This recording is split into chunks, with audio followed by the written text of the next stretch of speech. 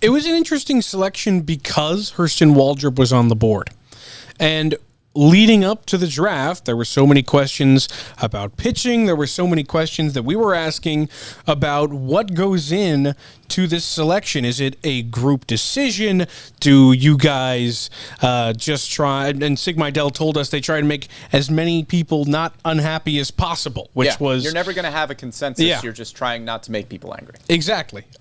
So it was an interesting spot because we kind of got a good look into where they put Hurston Waldrop on that board. Clearly, it was under Enrique Bradfield Jr., but does that mean they were really high in Enrique and probably higher than a lot of other teams? Because we heard that about certain players, not specific ones, but that there were players that they're higher on than others from Brad Ciolek.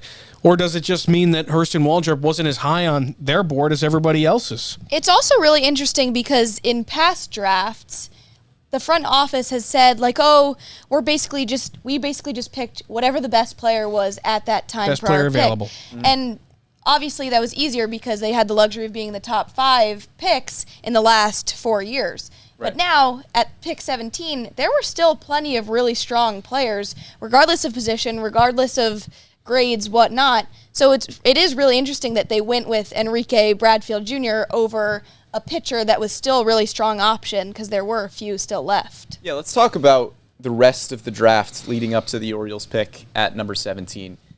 As an Orioles fan, this draft in terms of what you were looking for, what impacted Baltimore, probably started right around pick 10. I think the top 9 picks were pretty chalky, finishing up with Chase Dollander going to the Colorado Rockies. Probably Blake Mitchell going to the Royals at 8 was the only player that the Orioles could have been looking at number 17. That was somebody that we had talked about leading up to the draft.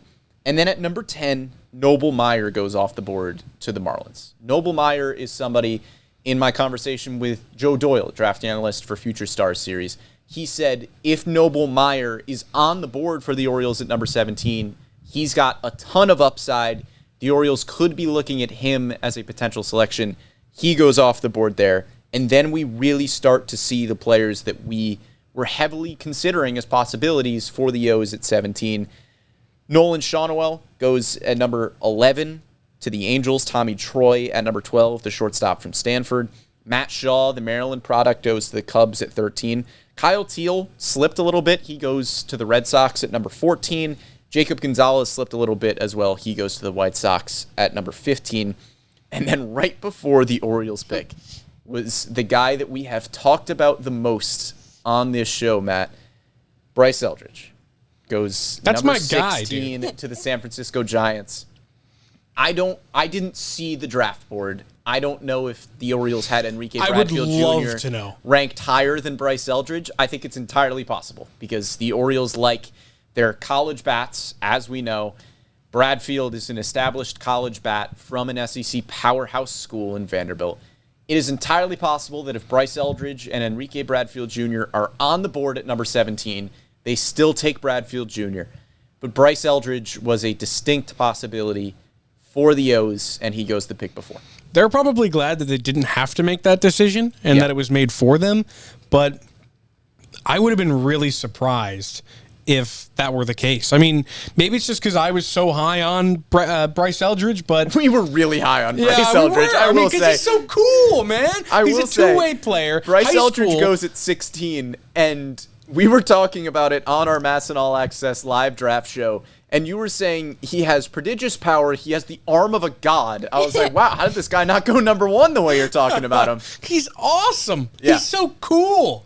And I wanted him to be an Oriole really, really badly. And maybe he wouldn't have been anyway. Maybe they did have Bradfield over him. Like, again, I'm almost talking myself into it that they had Bradfield, like, ranked 10th or something, and every other team had him, like, 20th. Well, a lot of mock drafts had Enrique Bradfield Jr. going top 10. Yeah. So it's not like the Orioles reached on... This is a SEC, well-established outfielder who has been excellent for 3 college seasons.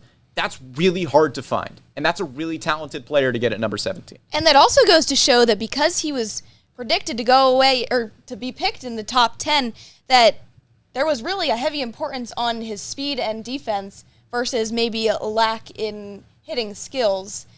Just really goes to show that his that his speed was way more of a priority. Yeah, and to that point, Bryce Eldridge, if you're going to look at the things that Bradfield gives you, it's, a lot of speed and excellent defense at a position of immense value in center field. There is no question that Enrique Bradfield Jr. is going to be a center fielder at the next level. He has the speed, he has the arm talent, everything. Bryce Eldridge, as exciting of a player as he is, as a potential two-way player, he played first base in high school. And part of that was probably because the team was trying to preserve his arm. He was also a pitcher. They didn't want him in the outfield making long throws. You didn't really know if he was going to be a corner outfielder, but even if he is a corner outfielder, that's not a position of a lot of value. Enrique Bradfield Jr. is up the middle. He's going to play center, and he's going to play it well. That alone gives you more value than Bryce Eldridge would have given you if he was a first base corner outfield hybrid. Yeah, that's a great point. And one that I probably didn't see in my love for Bryce Eldridge. You were blinded by your admiration. I really was. I wanted to see that guy as an Oriole, but you're definitely right about that. I mean, with the position that the Orioles are in right now, with so much talent in that farm system, it only makes sense to pick the guys who are in the positions of immense need, or not need, but power. Those are the positions that are incredibly important for every single team. And if you're going to be a successful club, you're going to have a few positions down, and one of those is certainly center field.